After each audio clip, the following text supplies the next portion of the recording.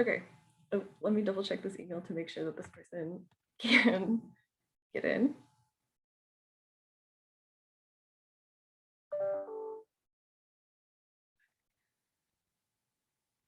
Okay, so today our primary presenter is Sarah Wheatley. And she works for the Samish Department of Natural Resources, and she's also pretty familiar with living in a pretty sustainable way and implementing like composting and recycling programs community-wide. So we'll hear from her. And I'm Bri Castilleja. I'm the Environmental Education Coordinator for DNDA, and I'm also a part of the Samish Tribe. And so I'm going to give a short presentation on the more historical perspective of resource management from the Coast Salish people. And the Samish tribe is located up in the San Juan Islands. And so that's what I'm familiar with, is the resource management of the San Juan Island ecosystems. I just gotta read through my million tabs really fast.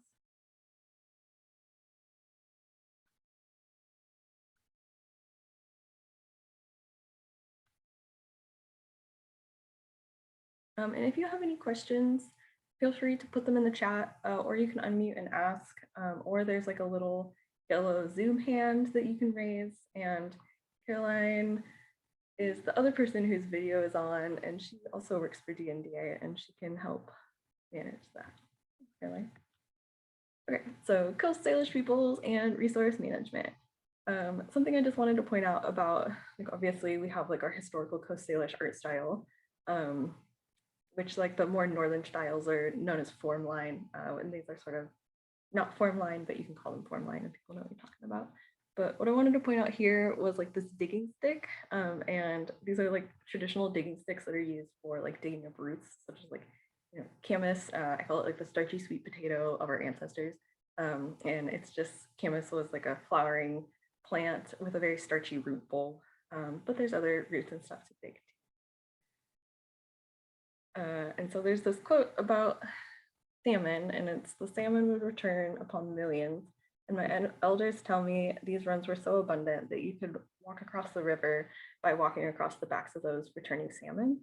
And so in this short presentation, we're gonna like examine how and why those salmon populations were just like so abundant. And that, you know, primarily that comes down to like an importance of salmon in the Coast Salish culture. So we're just gonna start off with, now we're going to transition to a short video by Roger Hernandez, and he is a great Coast Salish storyteller. He's from the Ecological tribe, and this is a story called Salmon Boy.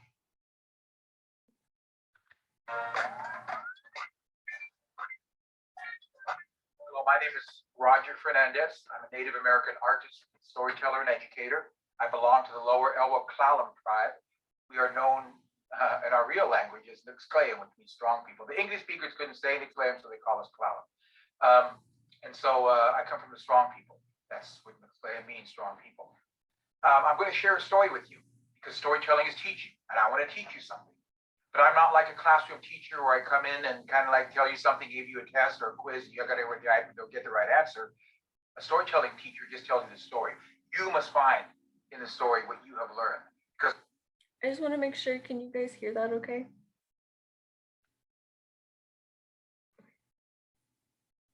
We're all different. We're going to learn different things from different stories. So I'm going to share a story with you that comes from our people here. Before I tell you the story, I want to clarify a couple of things. So you know when it comes to the story, you'll know this stuff. To the Native American people here, the most important being in the world is the salmon. Not us people, the salmon. Everything here relies on salmon for life. Seals eat salmon, bears eat salmon, eagles eat salmon, whales eat salmon, people eat salmon, otters eat salmon. Plants rely on the salmon returning from the ocean, bringing their bodies up into the mountains. The insects rely on them in the water. The other little fish rely on them. Everything here builds its life around salmon. So to us, the salmon is the most important being in the world. And we around here, the Indian people, call them salmon people, the people who live in villages under the ocean. People like us who live in villages under the ocean who become salmon, who put on salmon skin, become salmon. They come up the rivers to feed the people who live on the land. So that is the salmon and and the salmon people, the ones who live in the villages under the ocean. Now, they're doing something very powerful and special for us, so we have to do something for them. We do songs for them, dances for them, ceremonies for them. We honor them. And one way we honor them is we put the salmon bones, when we're done eating the salmon, back into the water, because we want them to use those bones again to come back. So we return their salmon bones to the water. This is the way we show respect to them. So now you know these things. Now when I tell the story, you'll understand that part of the story. A long time ago, in a village not far from here, there lived a little boy. And this was a very, very, very bad little boy. He was a really, really bad little boy. He was always fighting and lying and cheating and stealing, complaining, mean to the little kids, never did his work, talked back to the grown-ups. He was a really bad little boy. Well, in this village, it was a job of the children to take the salmon bones back to the water. And when the grandpa said, it's time to take the salmon bones back to the water, all the children, except one, ran up with a pile of salmon bones, picked them up in their hands and walked out the door, going down the trail to return the salmon bones to the river. All the children were doing this except one. And you know who that one was, right? That rotten little boy. He said, no, Grandpa, I'm playing, leave me alone. Grandpa said, this is a very simple thing. This is how we show respect to the salmon people. Do it now. I said, all right. And he went where the salmon bones were, but they're all gone except for a few little bones in dirt. He scooped them up in his hand and he walked out the door. The little boy was walking really slow, following the children down the river. And pretty soon he couldn't see anybody and no one was around. So he threw the salmon bones in the bushes. He said, there, no one will ever know. Well, a few days later, he was playing on some big rocks by the side of the river. And accidentally he slipped and he fell into the river, the deepest part of the river. And he would have drowned, except under the water, someone saved him. You know who saved him under the water? Salmon people. And they took him back to their village under the ocean, and they took care of him, very good care of him. They're very kind and loving. They gave him good food. They gave him warm blankets. All he had to do all day long was run around the village playing with the salmon children. And so that little boy said, I love it here. They're so good to me. I'm going to stay here forever. I will never leave. I'm going to live with the salmon people now. But one day something happened that changed everything. One day he was playing with the salmon children, and he saw a little salmon girl, and she was hiding in the rocks by the village. She was hiding in the rocks by herself. And the boy looked at her and wondered, what is going on? And they kept playing, and then finally he saw her try to walk out, and she was dragging one leg behind her as though she had no bones in her leg. She couldn't lift up one arm as though it hurt, and she couldn't lift it up because she had no bones in her arm. No bones in her arms, no bones in her legs. Right away, that little boy knew what happened. He knew what happened. The bones he threw away into the bushes never made it back to the salmon people. And now this little girl was suffering. She was in pain because of him. And he knew he had to do something. So he went to the salmon people and he said, can you take me back to my village on the land? I have important things to tell them there. And the salmon people said, yes, we'll take you home, but if you leave us, you may never return.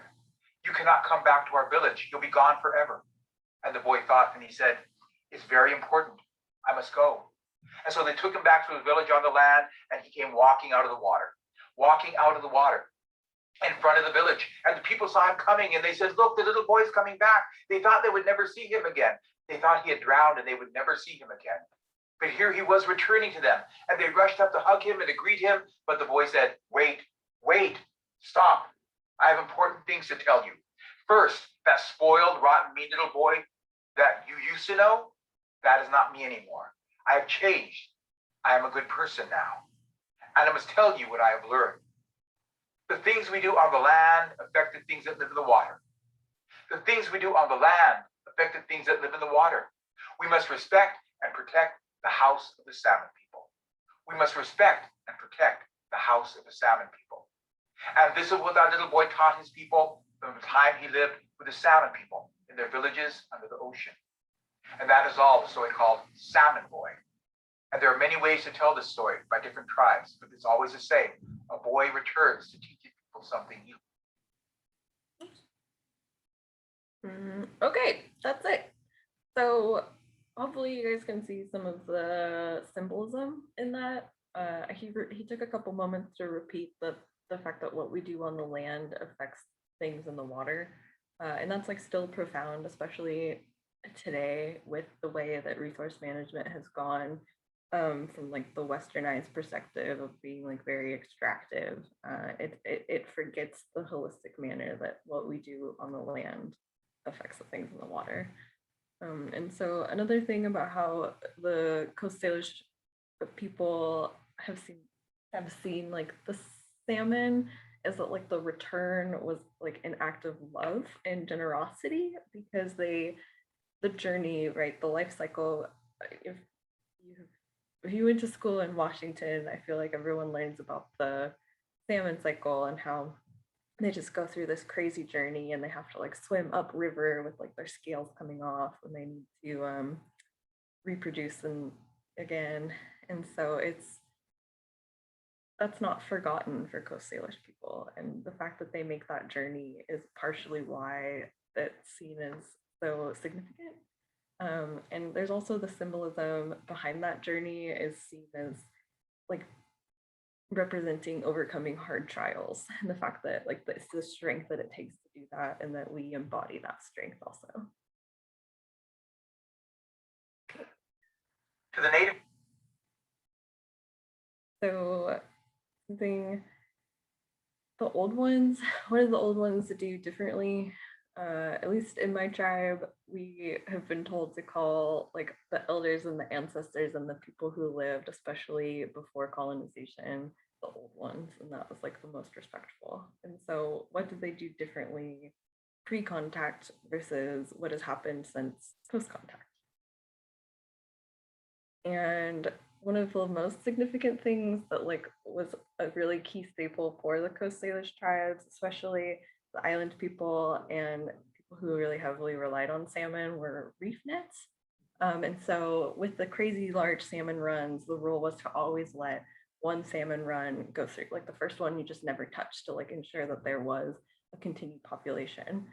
And then they would take these two, they would tie them to two canoes, and these salmon nets, the reef nets, are huge, and they would remake them every year out of nettle fibers. And nettles are also like a significant resource to the indigenous people here, partially because of like the high mineral and nutrient content in their leaves, in the medicine that it offers, but also because when they grow big and tall, their stalks become pretty fibrous and you can pull it out and create cordage out of it. So that's what they would do. They would create enough cordage to just create these huge reef nets, and they would make them every year, and they would tie them to the two canoes and anchor them down like across like wherever the salmon was like flooding through. And they would just like hold it and like wait until all the salmon filled up, and then they would scoop them up. So that's really different than how commercial fishing is done now.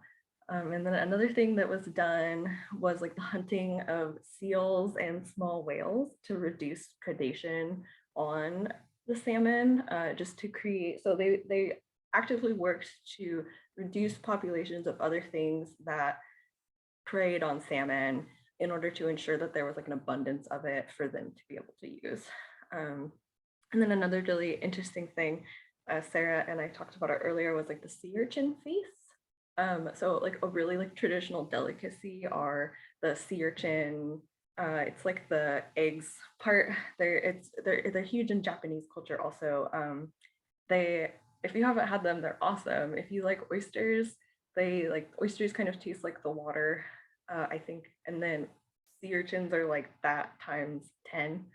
And sea urchins eat the vegetation on rocks. And so by having these sea urchin feasts, they would increase the amount of vegetation on rocks that would draw the salmon in towards like where their villages were. So yeah, it's pretty cool, very holistic, and delicious. And then we're going to talk about the nutrient cycling and like the holistic manner that Coast Salish people managed their traditional resources in. So it's widely known that Coast Salish people up and down the Puget Sound would burn the prairie lands, and that was like partially to increase nutrient cycling in the soils and like increase nitrogen, but it was also to like keep off the conifer encroachment from those like areas that produced the food. The prairies were actually established in like the last period of warming, so all those plants are like a little bit more adapted to like a warmer environment than we've been in the last like 10,000 years. And so that's part of why they would also burn it. And so yeah, that's pretty cool. And they would, as soon as you would eat the salmon, because you know it's all delicious and smoked in smokehouses or over fires on the like their ironwood sticks. But as soon as it was done and eaten, they would take the heads and the tails and the backbones and they would just like immediately put them on the beach. And there is some like interesting journal entries from like the first colonizers that came over, commenting on how like gross and savage it was that the indigenous people would leave their like refuse just like on the beach and how it smelled bad. But that was actually a way of returning nutrients back to the sea to ensure that there was enough vegetation and smaller scale fish, just like enough of the life cycle was supported in order to continue like operating on the scale that it was, which is like, as we've heard, like very impressive. And then there was also the way that the tribes would smoke and dry their fish, which is how, so you would just like harvest all the fish and all the berries you can. And then during the winter, because it's so dark and rainy here, everyone would hunker down into the big houses or the long houses. And it was a time for like spiritual celebration and going inward with each other and singing. And so you would have to dry just like a ton of fish to be able to make it through the winter. And it was all done with local wood, of course. And so everything was just like very hyper local, nothing was imported. So it was like this ecosystem was able to operate within itself in a very natural way. And then something else that was kind of interesting, because there's like kind of a lot of interest in eelgrass meadows right now, or at least there has been for the last several years, just because of the amount that they capture so much carbon right now that they're really a good tool to combating climate change. But there's like an eelgrass wasting degrees and a disease, and I'll let Sarah talk about that. She knows quite a lot about eelgrass.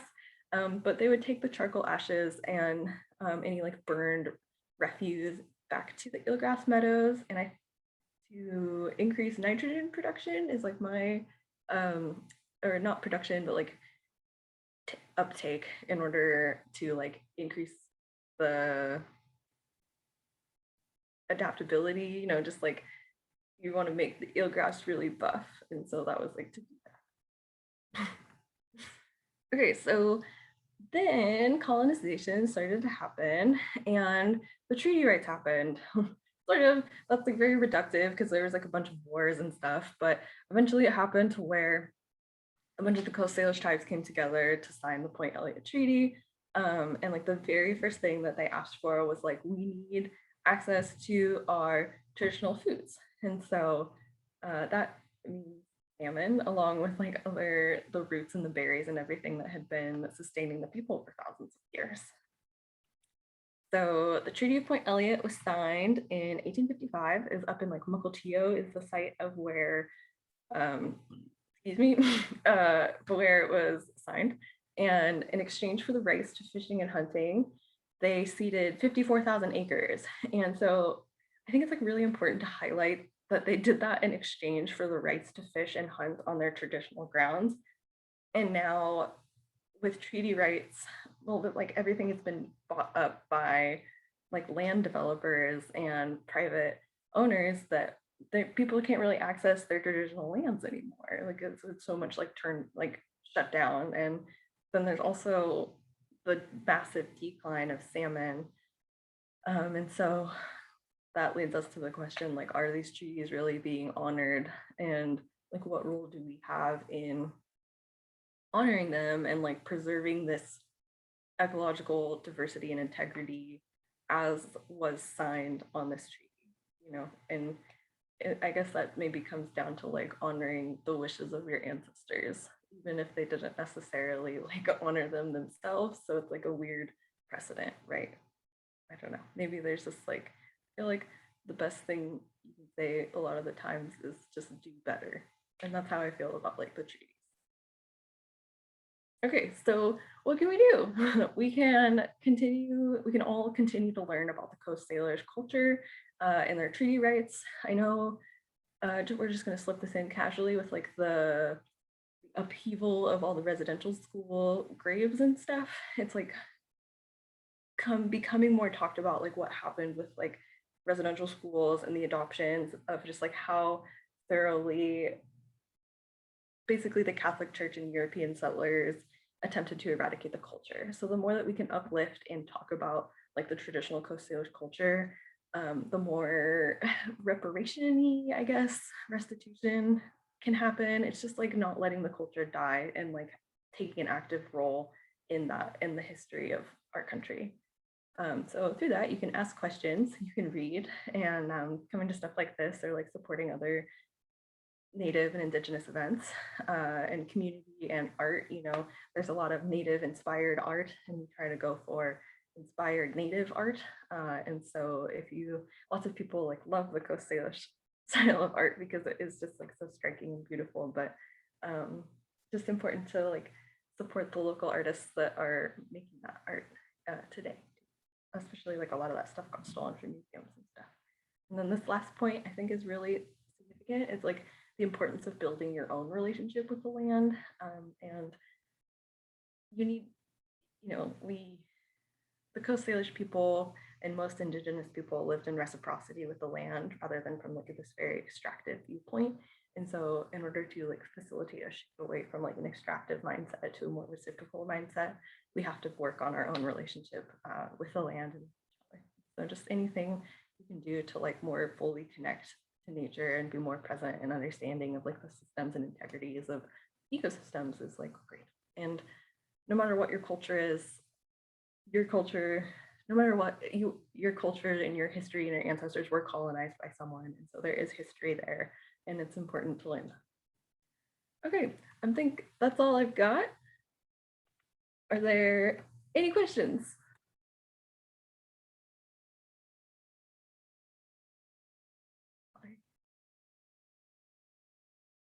I love, yeah. Any questions? Okay, if not, then I'm gonna hand it over to Sarah. So I feel like I just covered like the history of Coast Salish resource management, and Sarah actively works for the Department of Natural Resources for our tribe now.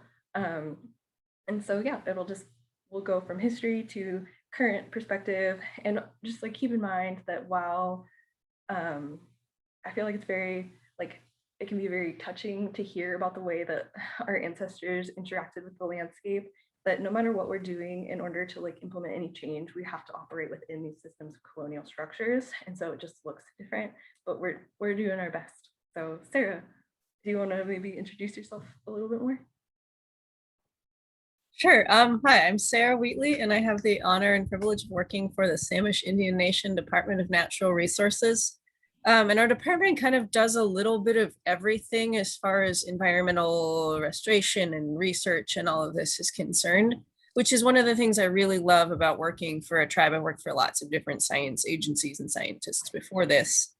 And the tribal perspective, like Bri was talking about, is really, as I've seen with Samish, is much more holistic and sort of like we look at everything. We don't just look at fish or just look at eelgrass. We look at kind of how everything fits together, and most importantly, how people fit into that. And so, yeah, I mean, with the eelgrass that Bri was talking about, and the recent interest in eelgrass meadows. In fact, we're doing eelgrass surveys. I'm very sunburned from doing an eelgrass survey yesterday. But we actually found that the eelgrass looked much better than it has, as far as looked like bright green and vibrant, as opposed to sort of covered in a lot of algal growth and a bit of decay. And I'm not sure why that is different from previous years, but it was really heartening to see. And now this was the first that I heard about returning ashes to the eelgrass beds, but maybe that's something we'll get to try.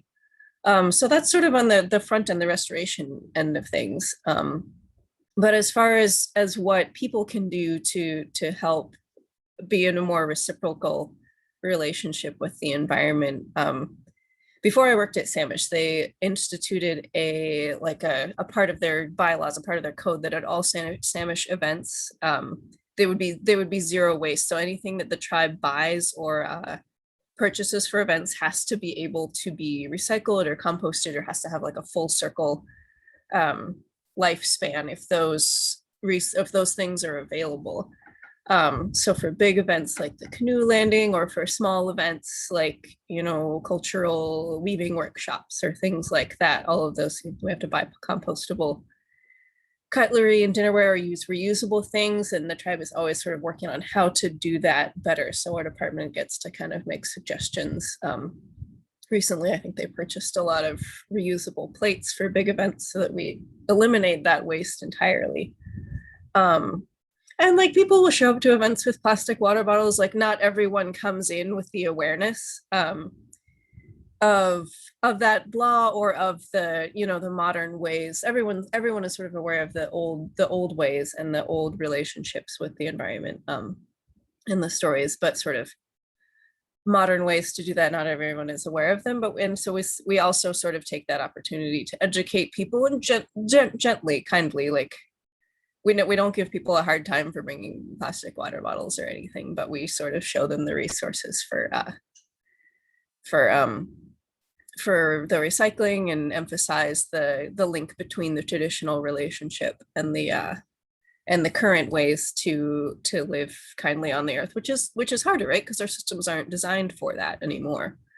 But I love the salmon boy story so much, because it's that exact same story is sort of recently being told by scientists in Alaska who have done isotope tracing and figured out that there are marine isotopes, like traces of marine resources in the trees along the rivers in Alaska, and that's because the salmon bring them from the ocean. And it's the same story. It's just told, you know, using isotopes instead of spirits or salmon people. And I don't know, I think a lot of people find the story more engaging, but the science is necessary to talk to people in power often these days. And so I sort of love that link. I'm just looking at the questions in the chat real quick. Okay. Me answering. Okay, cool. Yeah, so I guess that's one way that Samish is working to reduce waste, and to reduce to live with a lighter footprint on the earth, and sort of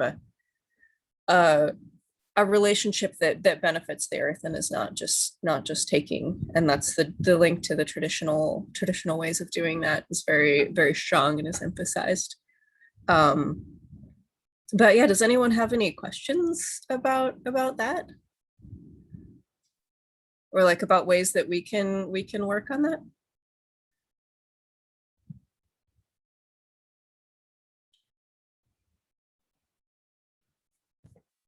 I can ask a question. Okay. Do you have any, so I know we look at the ways that our ancestors did things, but like within the context of our society now, do you have any like suggestions for things that we do that are just like maybe easy or simple to lighten our footprints and like gain reciprocity with the land? Yeah, actually recently we at Samish, when during COVID, when we couldn't, you know, have events or things, I got to help write an article with the language department, with Kelly, the language manager, and Gabe, who is he's just graduating from college, I think, a young man who's sort of working into his career in the environmental field, and how he's going to do that. And so we did this article about recycling, and part of that was the language department made a word for recycling, which is halit, which means like to give new life, or to live again, kind of, sort of loosely translated. And so we went through all of these ways that people could help. We tried to give people suggestions that were useful. And during that, I found out that that whoever decides these things you may have heard reduce, reuse, recycle. That's since been updated to include like 7 more R's, and the first one is now refuse, reduce, reuse, recycle, something else. But anyway, so refuse means to refuse to use things that don't have refuse things like disposable silverware, refuse to use things that don't have a life beyond, you know, their one use, or that will end up in the landfill. So, and the suggestions that we gave for that were to use a reusable water, simple things, to use a reusable water bottle, to yeah, to bring your own coffee mug, stuff like bring your own shopping bag, stuff like that, where you are not where you're not contributing to the stream of waste. And then reuse is, I don't know, like reusing food containers. I think we suggested like salsa jars and peanut butter jars for sharing food, or using as Tupperware. You know, anything that you can wash and use again, do that to give it a new life. And we talked about masks, because that was that's been a big thing for us recently, to try and get masks that can be washed and reused. Because I've noticed in our work, cleaning up beaches and things, we have indeed found lots and lots of disposable masks. Yeah, and the recycle is sort of the last option, because you may have been hearing recently about how China has said, we don't want your dirty recycling anymore. It's not useful to us. There's too much of it, which you really can't blame them, because it's a lot of disposable things. So just sort of that's the last option, but then also educating people on how to recycle well, recycle things that are clean, make sure that what you are recycling can be recycled, and all of that. So does that answer your question?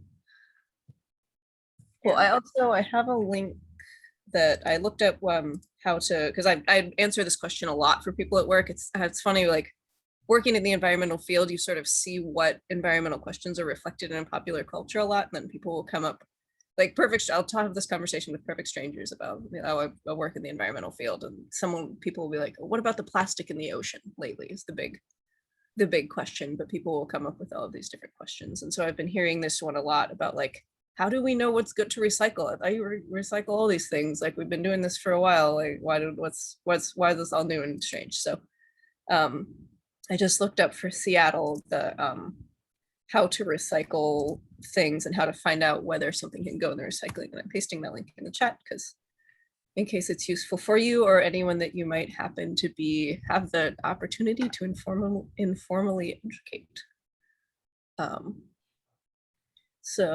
I see a question from Antonio. Does Samish do any terrestrial restoration, or is it mostly focused on the Salish Sea? That's a great question. We're sort of opportunistic about that, because our department is grant funded. And so a lot of it is like what we can get money to do, honestly, but we have a marine debris cleanup project in the Salish Sea that is our big restoration project in the marine areas. But we did like a beach restoration on the Fidalgo Bay RV Resort, where Samish owns that property. It's one of the properties that they own in their traditional territory. We've done various tree plantings and terrestrial projects, mostly along rivers, mostly in riparian areas. And then for a while before I was there, I think we were working with some landowners to do mainly stream restoration as well, and partially again, because that's what you can get money to do.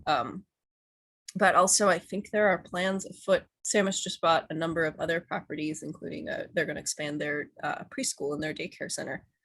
And I just got an email from someone who's working on the planning of that, asking for good native plants to add to that area. So I was very excited to hear that. And I think just on a case-by-case basis, as they go and as they gain more access to land in their traditional territory, we'll see more and more restoration happening in terrestrial areas.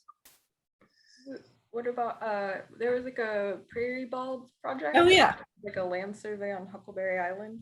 That's right. Huckleberry. I don't know as much about the survey on Huckleberry Island because the access, the cliff kind of slid into the sea, so the access to that place is now not so much. And the land is kind of left to restore itself, which in some instances it's called passive restoration in science speak, and in some instances that's the best thing to do.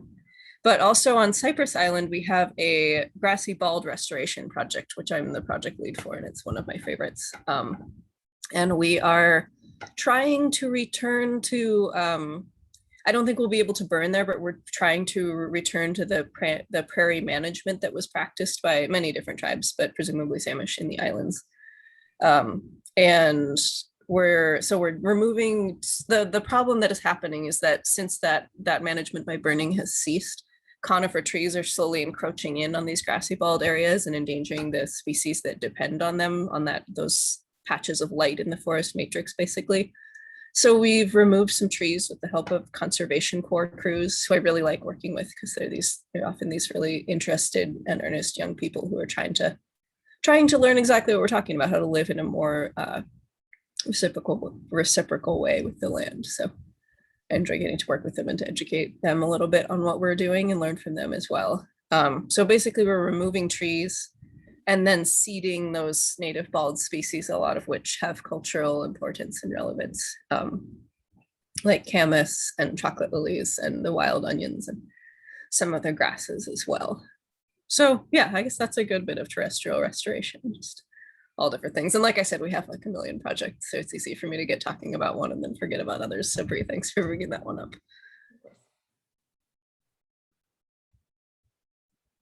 Yeah, I don't know if you guys are still doing it, but I know that there is, or you guys have taken youth out. Is there still any is there any like overlap between programming and restoration or natural resource work?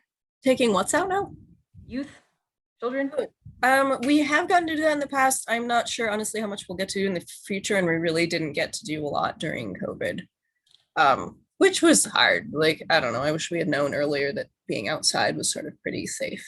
But Samish, and understandably, took an abundance of caution approach and was just like no in-person events.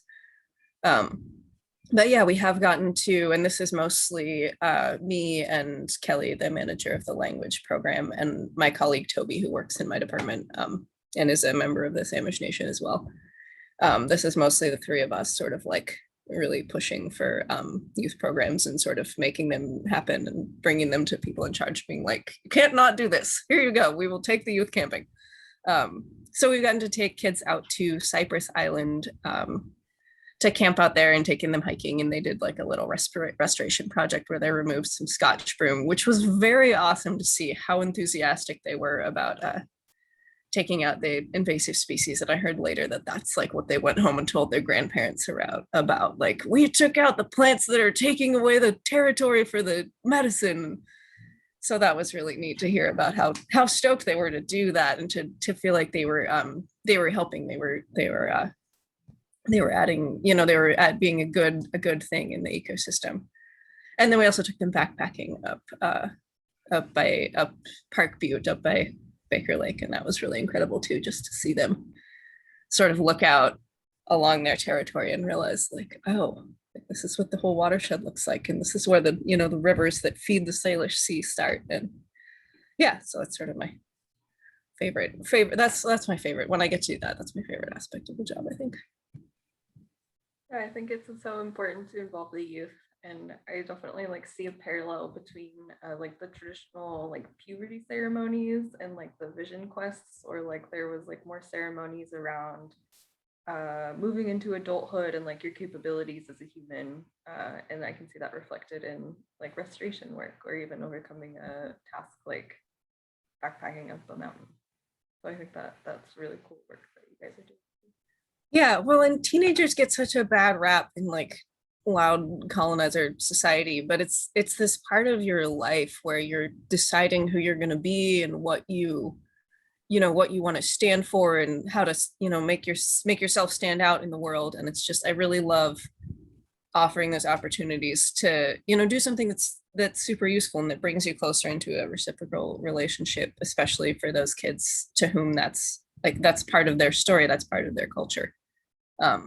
And it's really neat to see the effect of that on their sort of like talking about video games, and then sort of to watch them open their eyes to like, oh, there's so much more there.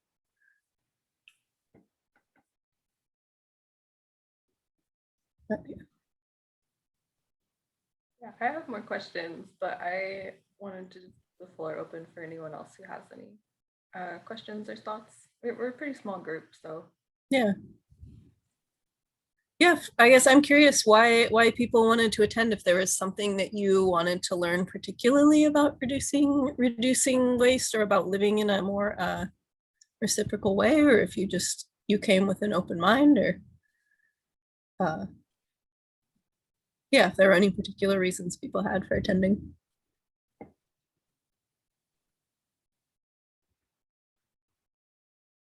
yeah, and if you guys don't feel like sharing via chat or verbally. I've got another good question lined up. Maybe I'll just ask it and we'll leave the space open for anybody to say anything.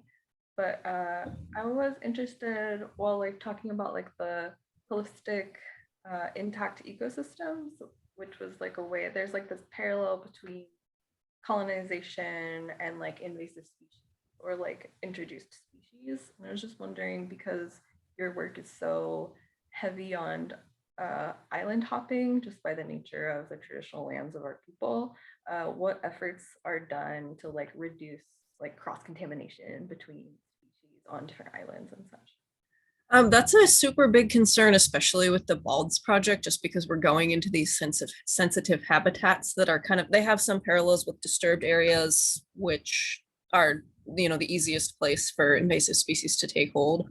So we have the crew and we brush our boots, and we have the crew brush their boots, and we really, you know, stress that that's an important thing to do. Take the time to do that at the beginning of the day. When we go up there, and then we also monitor carefully. Like it's pretty hard to, you know, get every little last seed off of the boots of a crew of 6 people who usually works in pretty degraded habitats. So we monitor really carefully for that.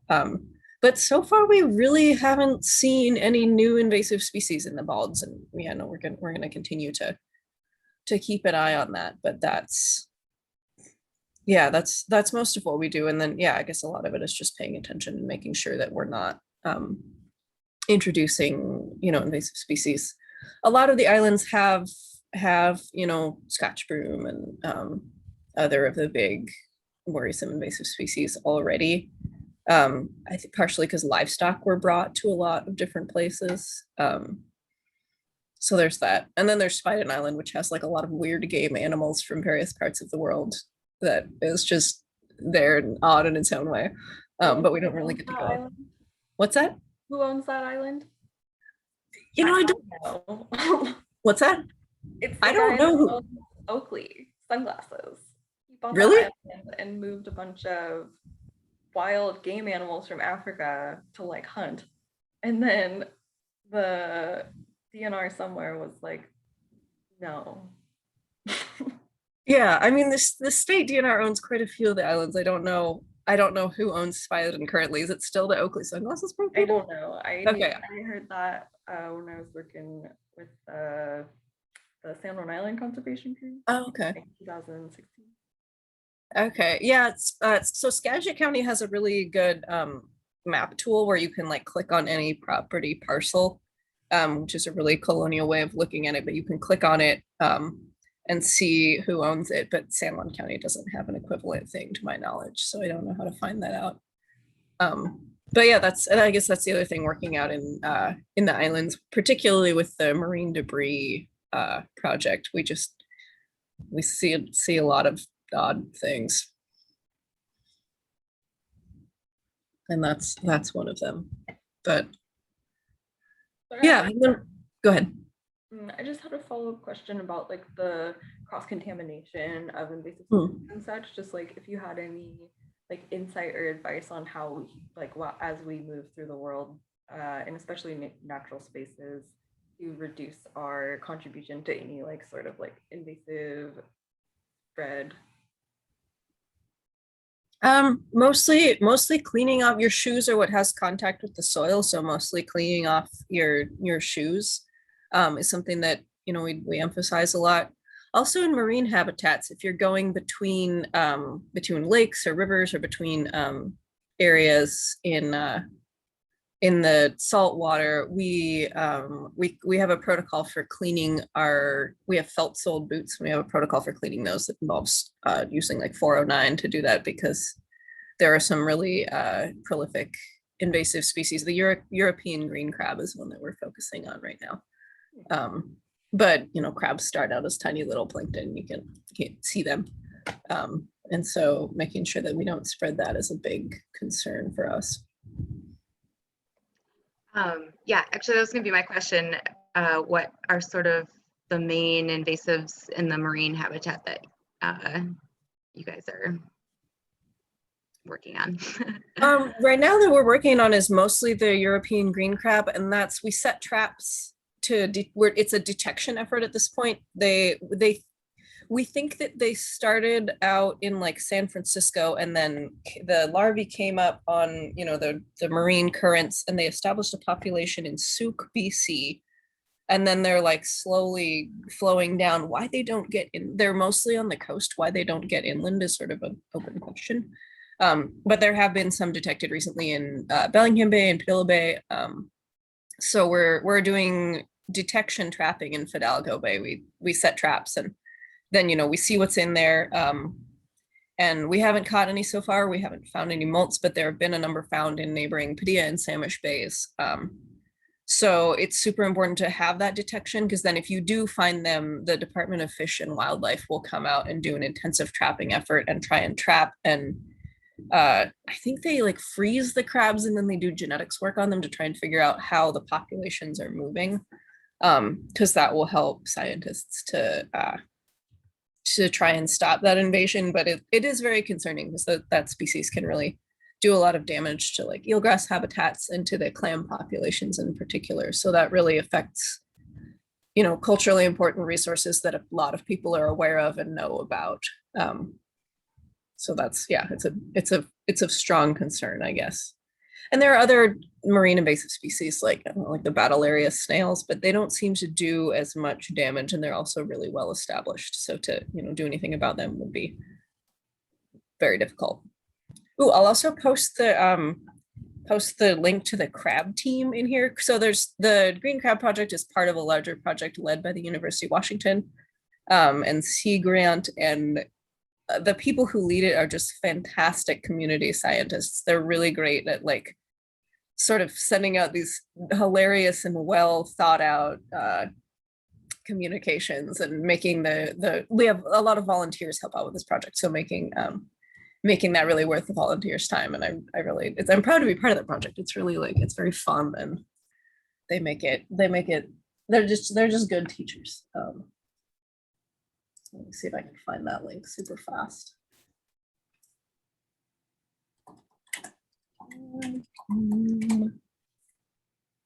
But I guess that's the other thing I'm always trying to do, is to include people, include as many, particularly youth, but people in general, in what we're doing. Just because the more people we have talking about it and thinking about it and working on it, and for everything from invasive species to waste reduction to whatever, the more people we have invested in, the better. There's the crab team link. But there are probably crab teams in your area, so if anyone wants to go out and catch some crab and hang out with your local marine fauna, it's pretty fun.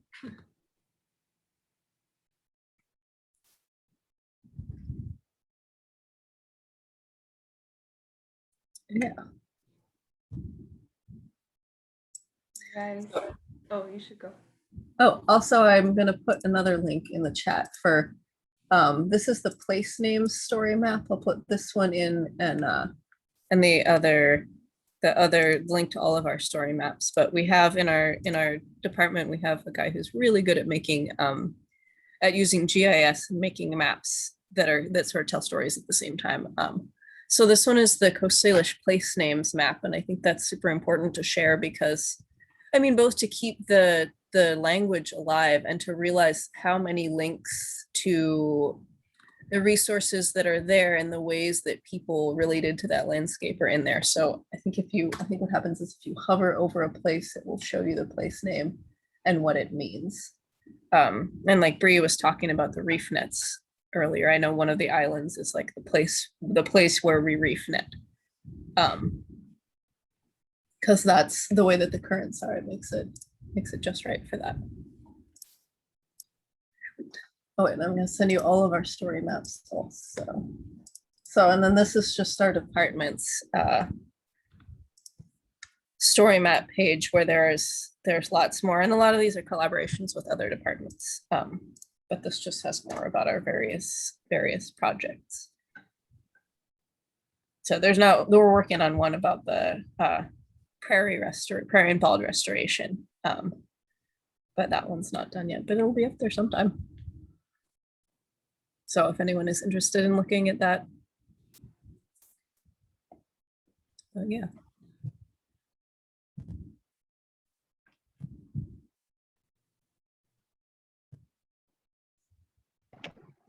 I have another question.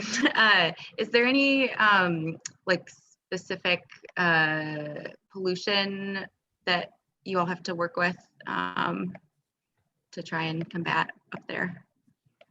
So specific what now? Sorry, I missed Pollution. Oh, okay. That actually really ties into the question I had about creosote and what role Okay. that plays in your work. Okay, so I guess that's the toxin I'll talk about first then. So, and this also ties in with the waste reduction thing too, because so we have this creosote and marine debris removal project.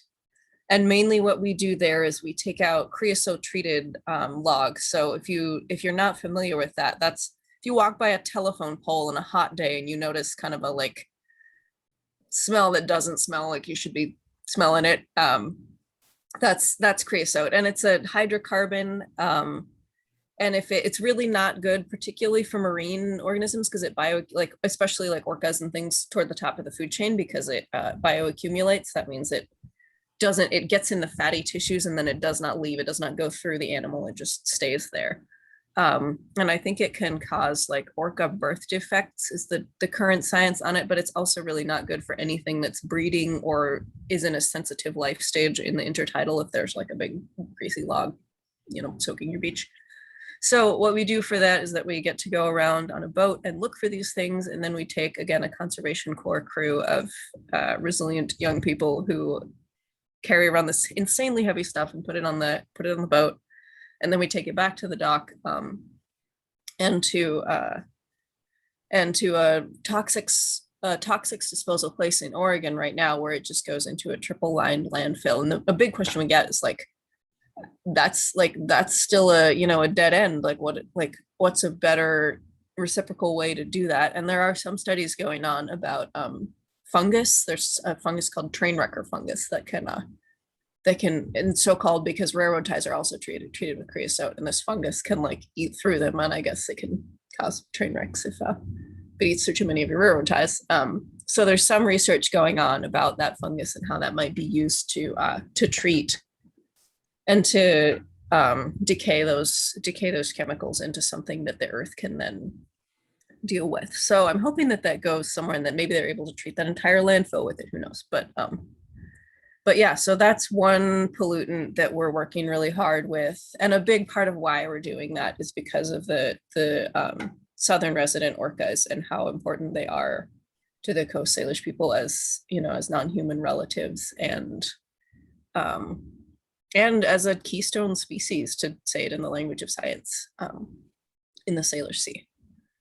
So that's one. And then we also deal with fecal coliform pollution, which relates to shellfish, particularly for human consumption. And that we do in the city of Anacortes. And what we've done is done sampling in various places, sort of tracing up a watershed map and finding where it's coming from. And then I think we've gotten 3-4 houses that their sewers were accidentally connected into the stormwater system. And so then we work with the city to connect them properly into the sewer system where that goes and gets treated. But there's still like a lot of fecal in the sites that fall out into the bay. There's consistently high fecal counts, and so now we're working with the city to maybe we might end up doing some DNA testing to see like what kind of poop is going into the water, and if it's human, then we know we have one problem and to address it this way, and if it's like animals or dogs, or if it's wildlife, then maybe we have a different solution where we make a rain garden or something to filter it out before it gets into the sound. So yeah, those are the current polluted projects that we're working on, I guess.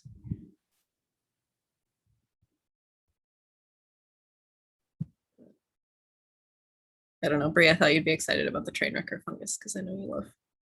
I was. I just forgot to emote outwardly. Sorry. Yeah.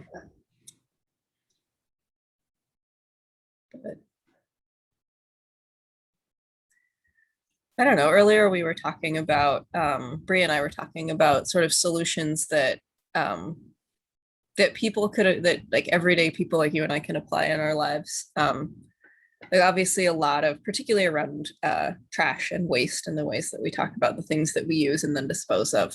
A lot of those things are systemic, and there's not a lot one person could do to make a difference, but there also is, because, you know, I think we talked about leading by example being very important. And I know I've seen that in my own life where I just, you know, kind of quietly reuse my yogurt containers and, you know, reuse my recyclable bag and try not to buy things that are encased in a lot of plastic if I can. And just kind of do all of those little steps. And if people ask me, you know, why are you doing this weird thing? Why do you always have that dented water bottle?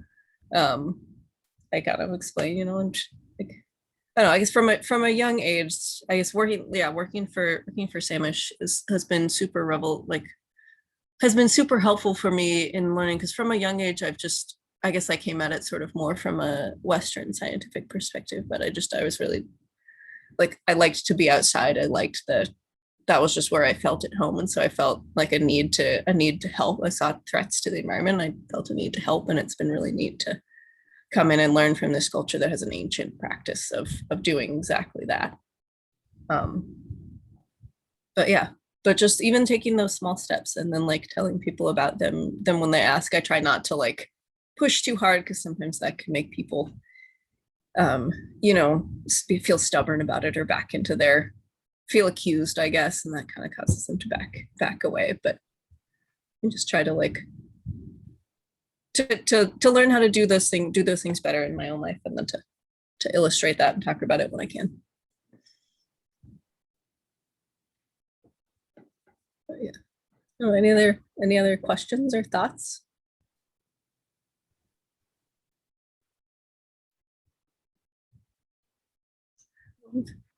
That I'm just, trying- Go ahead.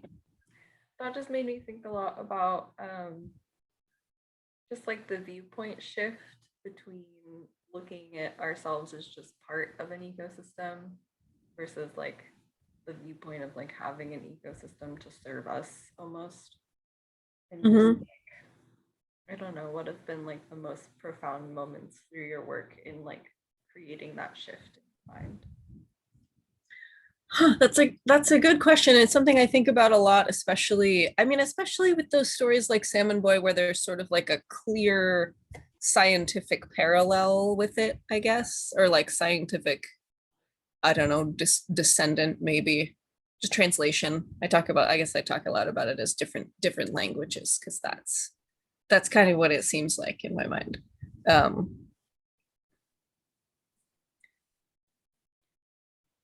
Yeah, I don't know. I guess with any of the restoration stuff, I think about that. Like, I don't know, with the Creosote project, it's a lot of energy. It's a lot of, you know, boat fuel and people hours and all of this to do that project. And one of the metrics that our partner at State DNR, who helps run that project, says is he says, you know, we're taking out more like hydrocarbons than we're putting in by far in terms of creosote debris removed. And so, yeah, I guess one thing I look at is sort of, I try to think about like what I'm taking out and what I'm putting in, and try to make sure that those things are equal or in favor of giving rather than taking.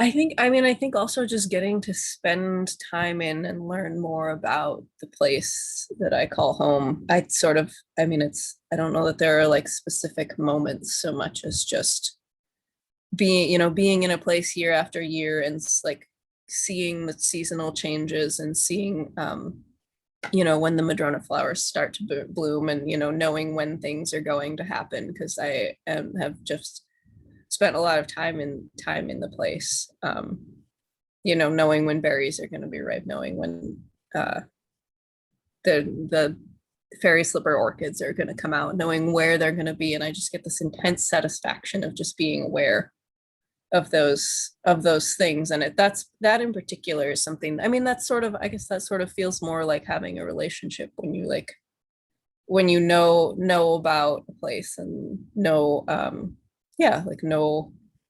know what to expect from it, and just, I don't know, just to get intensely happy about those things. You know, when I see the first orchids and I see that, you know, spring is returning in the way that it should, and that it has, and that it hopefully will continue to do. And yeah, so those, I don't know, those things, those, I guess they're more long-term things of just developing knowledge about a place. One of my favorite nature writers says that, like, what humans bring to the world is awareness. Like, we're, like, to our knowledge, we're the only species that, like, that reflects in the specific way that we do on the places that we live, and that awareness is, like, one of the most important parts of being human. So that's what I try to bring and share at my job. And that's also sort of the most satisfying and, like, yeah, satisfying parts. That was kind of rambly. Did it answer your question? Yeah, well, and it made me think about, like, how has, because you've worked for Samish for, like, kind of a lot of years now. 5 years, yeah, longest I've lived anywhere since I was a little kid. Yeah, so I don't know, as you continue, like, your career is still fairly young, so as you continue into, like, the next phases of your career, like, do you have, maybe you could share, like, your biggest takeaways from working for a tribe? Or, like, how will you move forward in the world with, like, the history of working for the tribe? That's a great question, and one I've been thinking a lot about, because I guess I have been thinking a lot about sort of transitioning into being, and Bri, you and I have talked about this, in transitioning into being a like an adult, in the sense that, like, I now owe something to the next generation, because my years of youth are behind me now. And so, what's that? I'm old. But anyway, one of the Samish kids was like, he was talking about cell phones or something, and he was like, what did you, like, ask something about when I was in middle school? I was like, well, I was in middle school, we didn't have that. And he just looked, you old. Wow, you're old. Yep, I guess so. But that's something I've been thinking about a lot, is sort of trying to find a way to transition into a path that allows me to offer more to young people. And the thing that I encourage people to do whenever they ask, and, you know, especially with the reckonings that we are facing, as far as you know, colonizer society learning to live with and live better with our past, and our relationships going forward to Indigenous people and people of color more broadly. A lot of people know, what do I do? Like, how do I do better? And I'm always like, you know, you have to ask those questions of the tribes where you live. And usually tribes have an education department. Usually they have people who their job is to, you know, reach out to the community, and, like, those are the people that know. And it's like, it has to be a relationship, and you have to invest in it. Like, I don't know. I feel like that's something I've really gained. I mean, even, like, from when Bri came and volunteered with us, offered her time for free to volunteer with her Department of Natural Resources early on. And it felt really important to, like, commit to this person who wanted to come and give her time, and in return just wanted to, like, learn what we were doing. It felt really important to, you know, make sure we did that and did it well. So yeah, I guess I think a lot about what I have to offer, and then try to bring that to any relationship that I start. And then I also try to, like, if I start a relationship, you know, be it with a person, an organization, or a tribe, I try really to make really sure that I continue that in a good way. So that's what I will try and tell people to do. You know, if I start working somewhere that does education, I will try and work closely with local tribes, so that all of the kids that are learning here learn how to be in this place in the way that, like, the Salmon Boy story talks about. I think those stories are way more engaging for children than a lot of the, you know, the clumsy ways that we try to teach them. This isotope is present. Right. And like that's, I mean, that works for some people. I think you need that, you need both, right? That's like we were talking about earlier. Marco Hatch, Bri's cousin and a professor at Western, has this story about how now that the old trees, the old big trees that were used to make canoes, we don't have so many of them anymore. So it takes 2 trees to make a canoe. And he sort of talks about the language of Western science and the language of Indigenous storytelling and the relationship perspective as being 2 trees that you use to make a canoe to go forward in the relationship with the place we live.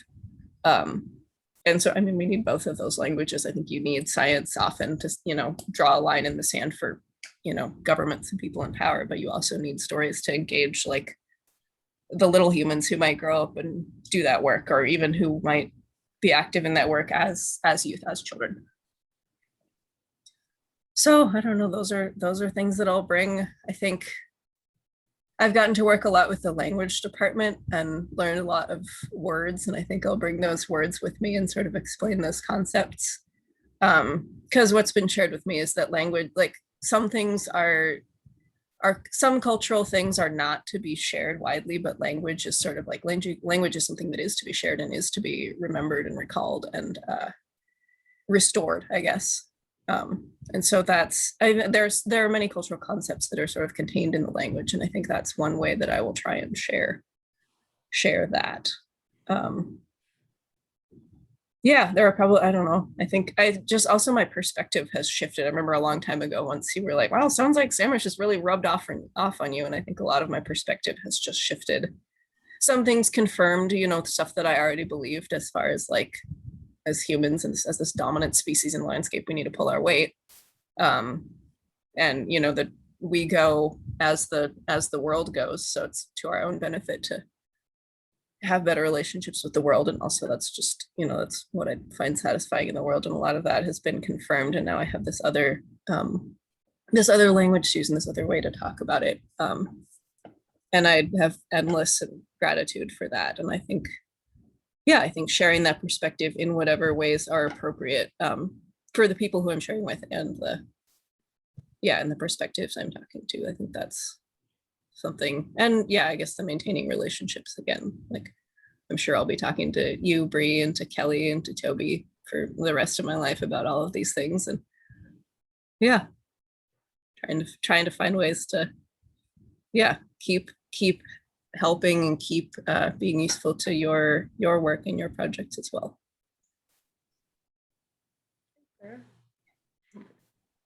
Yeah, you may have picked up, but Sarah and I are very good friends. She helped me a lot. She helped me to kind of navigate the world of environmental professional careers and how, have to have experience to get an entry level job. But when I had lots of people helping me to do that. So I had a good model of what to do when someone motivated and with a lot of initiative comes in and, wants to go somewhere in the world. And so it was not hard. You made it easy. There's 2 things that you said that I just wanted to take a moment to highlight. And one of them was this concept of in a good way. The more time you spend, it's like commonly called Indian country, is just like the land and the community environments that are primarily like controlled and dominated. Not to like, that's like very colonizer language, right? But these events that are, they center Indigenous people and the Indigenous experience. There's this concept of doing things in a good way. And it's, it comes down to like a very cultural thing, is that like we learn that when you're working on projects like carving or weaving or drawing, is that if you get frustrated with it, you're not supposed to continue because your intentions and your heart go into whatever it is you're making. And if you're giving a gift to someone that you're making and you were so angry making it, you would just give that anger to someone. And so you don't want to do that. And so I think about that phrase in a good way of just like how ubiquitous that can be about like as we move through the world and what we do with it is like, are you doing this in a good way? That's like a really cool concept. And I love that you use that phrase. Yeah, that is one thing that has sort of like and yeah, I guess as I move forward, sort of like with all of the changes that Samish philosophy and just all of the conversations I've had with you and Toby and Kelly and some of the elders at Samish, just I move forward with all of that stuff in my mind. It kind of gets jumbled with like, you know, things I already came with and all of this. It just becomes part of my perspective. And I'm so one of the I think things that's going to be that I need to maintain a special awareness of like what of those things are cultural concepts, and to like remember to offer appreciation for those things. But the phrase "in a good way" is definitely something that I've picked up at Samish. And then the other thing I wanted to highlight that you mentioned was the language, and just how much culture is wrapped up in language. And I recently, I just turned, I still have like a dial radio because I'm from like 1980. I'm not really, but I feel like I live in it sometimes. But I just had it on NPR, and I think it was like a Hidden Brain episode that came on that was talking about like the amount of culture entrapped in language, and how in every time a language dies, it's like the equivalent of the Louvre. Like that much culture is wrapped up. And so every time a language dies, it's like wiping out a Louvre of like the Louvre is like that fancy French museum that has just like all the yes, like it's like, but it's like at a weird angle, like but it's like all of the most significant art through the primary dominant cultures of the world, I guess. No, actually it's very like European centric, but lots of culture wrapped up in it. And just like I think that you've done a really good job at trying to incorporate the language into your work. And yeah, so thank you. Well, thanks. I mean, I guess this comes back to the thing about it being all about relationships too. I have to give credit to Kelly Hall, to the Samish language manager, who we lived in a house together for a time, and she has just made this incredible effort to revive the languages, and has done like quite a bit of it single-handedly. And she's kind of caught in this place where she's bridging a gap between the elders who speak the language and the people who are young and have grown up, without that cultural context, maybe. And she has just, I have no end of astonishment and just gratitude and appreciation for what she's been able to do. Just sort of like sheer grit and effort, and like mostly just grit and effort, basically. But she has done an incredible job, and also has this similar instinct that Bri and I have been talking about to lift other people up, to mentor other people, especially youth. And so she's been bringing these young people into the language department, and they're also just doing fantastic. And so the credit goes to her for that, because I don't think I would have been able. I mean, I tried to learn as much as I could, just from the elder who preceded her there. But she's made it really accessible. And she also just like, you're hanging out with her looking at birds or whatever, and she'll just share these amazing things about it. So yeah, I owe that to her for sure. Yeah, I think our whole tribe really owes Kelly for the recognition of how big of a resource language is to us. Mm-hmm. This workshop titled Indigenous Resources, and I just really don't want people to forget how important of a resource language is. Yeah. On the story maps page, which is in the chat, the second link that I posted there's a map called the 13 Moon. I'll just paste the link for that too. It's called the 13 Moons, and it's based on the calendar, on the seasons, but it has a lot of language in it that Kelly has worked to put together. And it's pretty amazing. And just like the concepts behind even the simplest words are just really like so many of them are indicative of the relationships. And I've really appreciated getting to know that. And I guess, yeah, Bri, to your question also about how I'm going to proceed in the world after this experience with Samish as I go forward, I'll think a lot of those concepts and those philosophies need to be known and need to be adopted by anyone who lives in anyone who is a human in the world.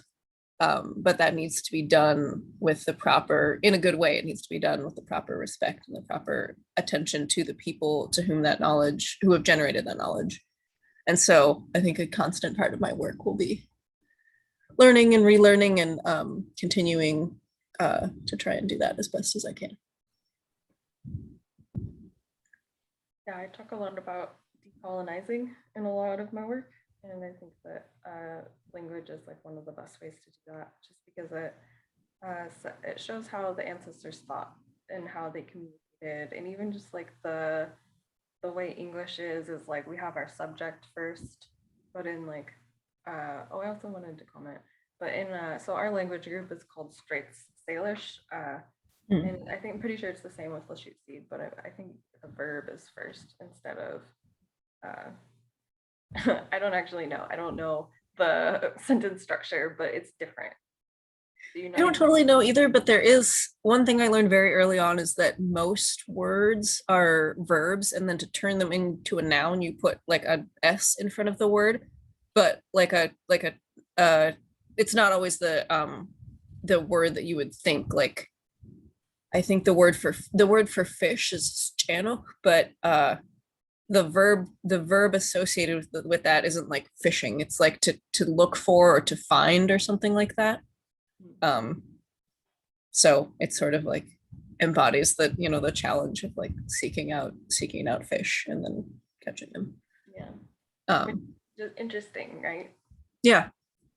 It's just, yeah, that's another thing that sort of altered my perspective on like, oh, why don't we think about it like this? Like, I don't know, I'm trying to think of there are plenty of other words that Kelly has explained the sort of literal translation to me.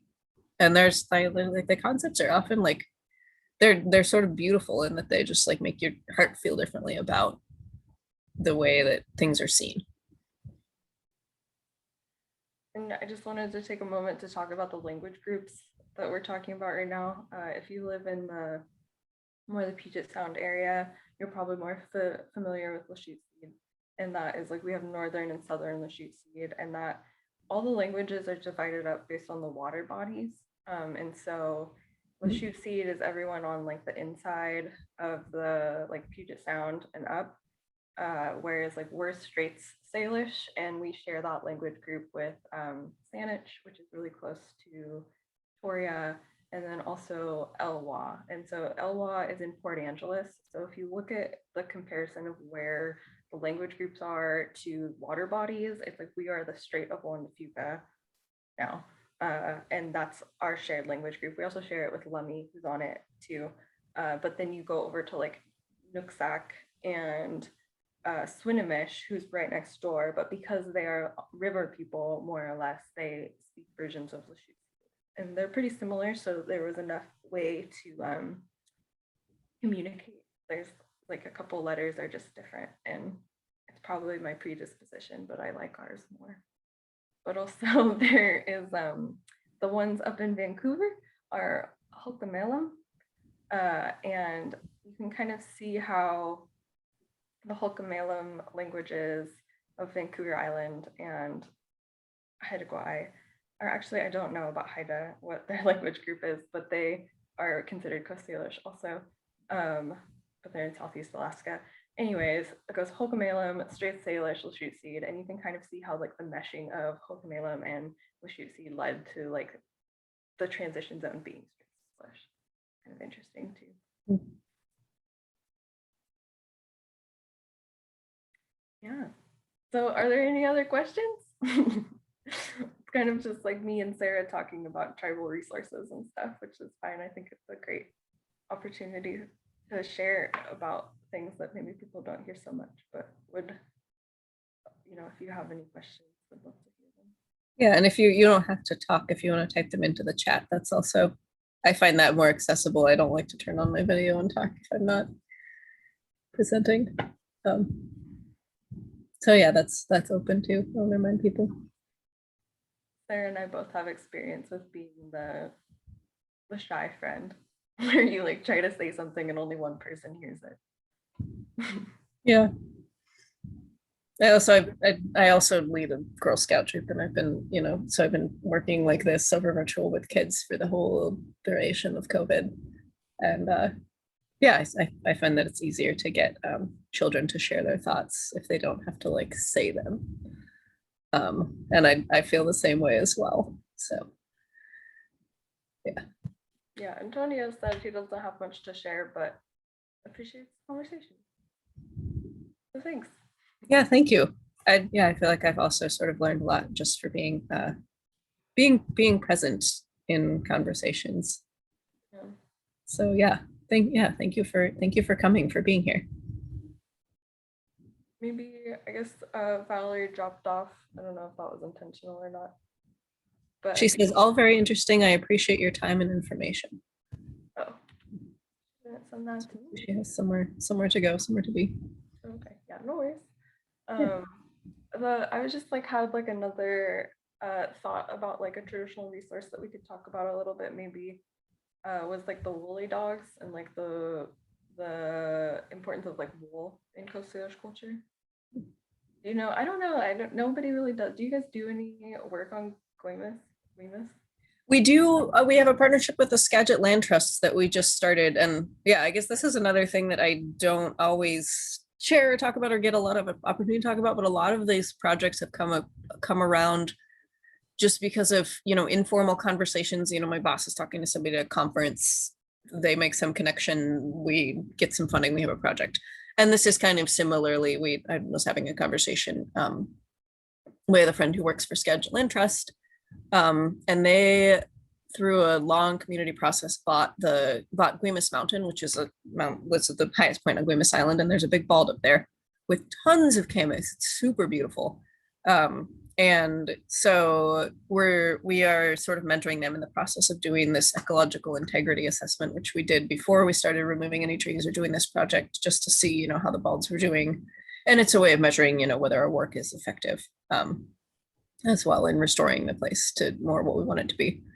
And so we're in the process of doing that, and we'll probably do some management work up there with them in the future.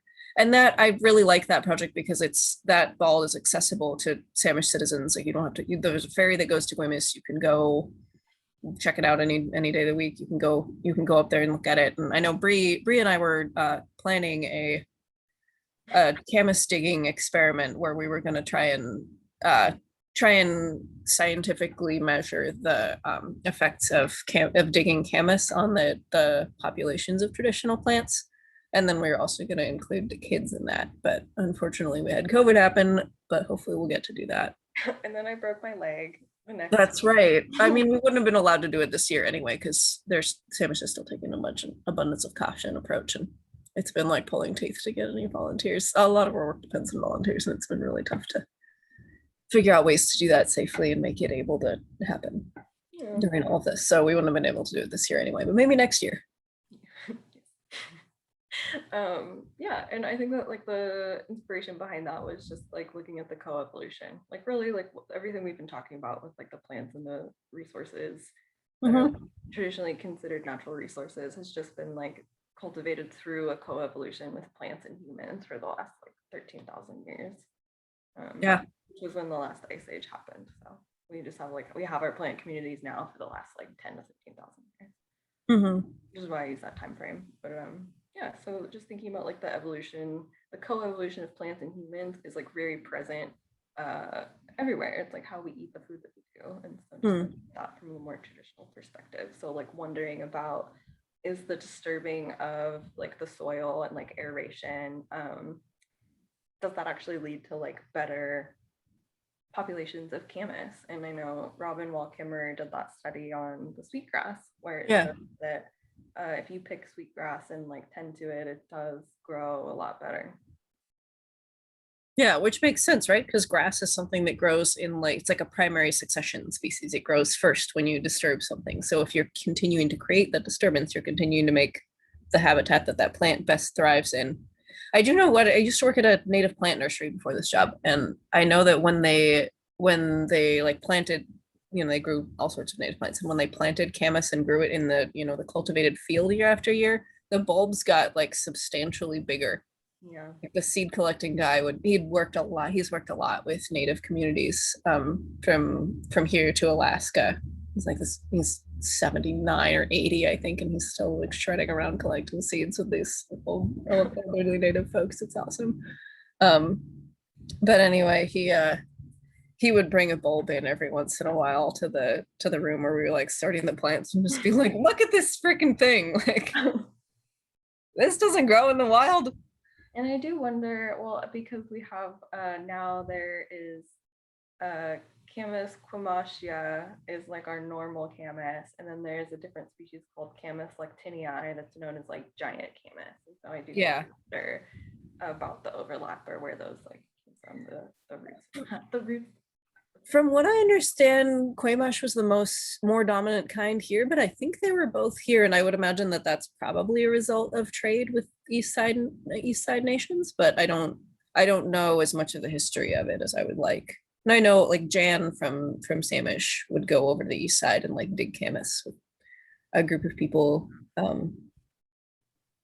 years ago, and so yeah, I don't totally know, and I would like to learn more about the distribution of those species because it may inform how we restore things. But from like what we find on the islands is Quamash, so right now that's what we seed out there. Yeah, and just like we started talking about Guimas Island, and I just wanted to like circle back to why it's so cool that we're doing work there. Is that Guimas is like the anglicized? Okay, I'm 90% sure about this fact. Is that Guimas is like the anglicized version of dog for the Straight Salish language, because that was like the traditional dog herding, woolly dog island. You're gonna say something there? That's right. Yeah, the Kwangkwangula is the it means lots and lots of dogs island, right? The repetition of the Kwang, like squamai is the word for dog, so the repetition is, indicates a lot of them, I guess. But yeah, so basically what was done there is that and Bri, correct me if I'm wrong about any of this, most of this I think I learned from George, because once I was carpooling with him and he went on this long rant about Guimas Island. But basically the women were in charge of the woolly dogs because the women were the weavers, and the dog wool was used to make these blankets that were like worth incredible amounts in trade. And you can imagine that that's a lot of work, a lot of cultivation of these animals and the weaving itself and all of that. And so they were like white woolly dogs. Like the what I've learned about them is sort of like maybe they're like kind of like an Ajindo or an Akita, or like one of those fluffy dogs of Asian origin in appearance, but I don't think that's super well known. Rosie told me, or I think I went up to the Hebel Cultural Center at Tulalip and learned that the dogs were only like the size of like a small, medium-sized dog. And so they're just doing like all their weaving with these really fluffy dogs that are like the size of a large wiener dog. And it was just like, okay. Yeah, I think they were small, and the pains were taken, to keep them separate from the hunting dogs so that they would retain that nice quality of wool. And I guess they would just put the dogs all on Guimas Island and leave them with some salmon, and then go fishing or go gathering for a while and then come back and attend to them, and then come back to your wild pack of furry dogs and shear them and start over. And so those there's some like very traditional wool regalia where they're like the wool shawls with the beautiful patterns that were weaved, and so those were traditionally made with dog fur. Yeah, George said to me that the wool, that like the wool was money, right? It was very valuable, and money is power, and so basically Samish invented feminism, was what he said. Yeah, he just said it in his George way. But, yeah, totally. George is a big storyteller and a big joker. Yes, so I liked to hear that. And I like the picture of just lots of dogs running around on Guimas Island, little packs of white fluffy dogs. But to be clear, Coast Salish culture was matrilineal, so there was quite a lot of feminism already in. So like the longhouse culture, and where like lots of families would live in them together. And it was based on like the women, and then like the same thing with like camas patches and food patches, is that they were like handed down through the matrilineal line. And if like someone came over to your camas patch and hit them with their, actually that's not it, because like the traditional culture is like really respectful. It's like kind of like hot water, and like you got to go through like a whole thing if you like disrespect anything. Right. Just the culture that people at large would not tolerate sort of the violation of these things. And so you were up against an awful lot if you wanted to mess with that. Yeah. I feel like it would have been really scary. I wouldn't have done it. Yeah.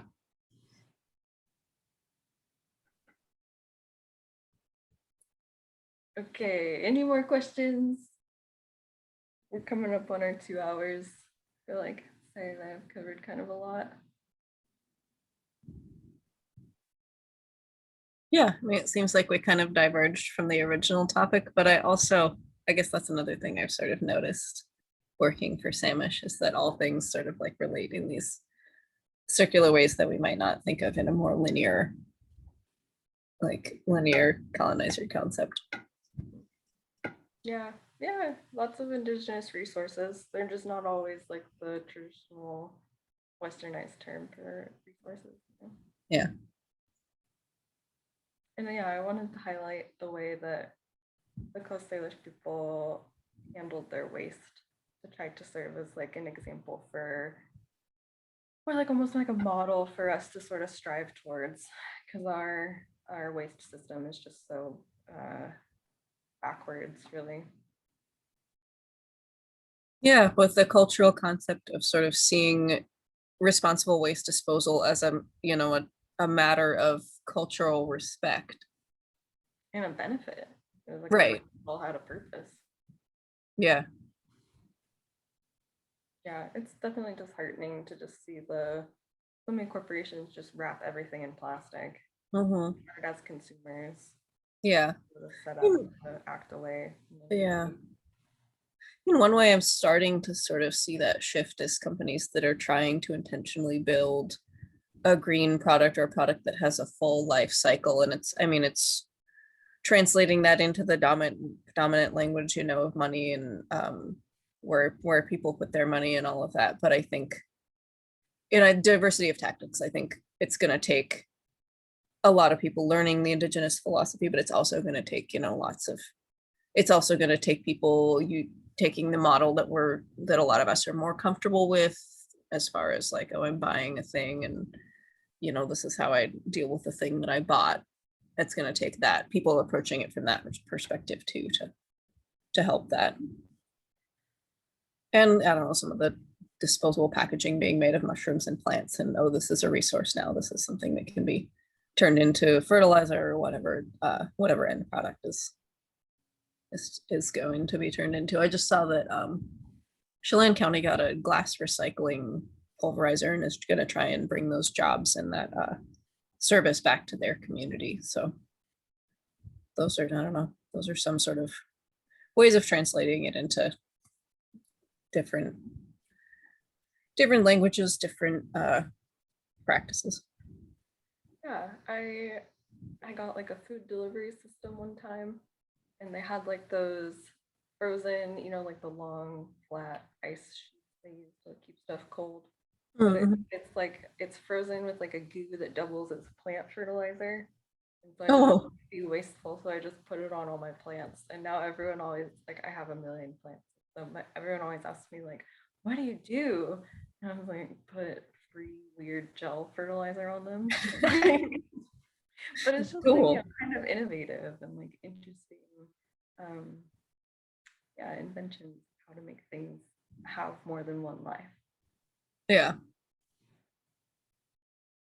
I built this tiny house, so I think about toilets a lot and how we dispose of like our own human waste, and how that is like, one, it's a silly use of fresh water to, flush it down a toilet with our waste, and two, that waste is a excellent resource for growing plants.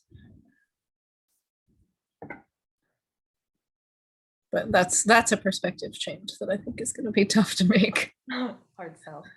Yeah.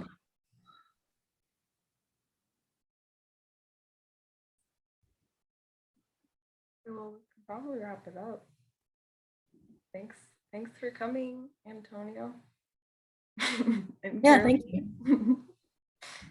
Yeah, this was great, just listening to you guys talk. And thank you, Sarah, for your time today. Yeah, of course, happy to do it. I'm always happy when I get to have a conversation with Bri, and yeah, when we get to we talk about these big things a lot. So when we get to share them with more people, it's always fun. Yeah, it's cool. It's like we have these kind of conversations a lot already. So it's nice to have it broadcasted to a little bit wider of an audience. Yeah, nice to get to share some of our, especially with the story maps, and nice to get to share some of our work and what Samish is doing in a different venue than usual.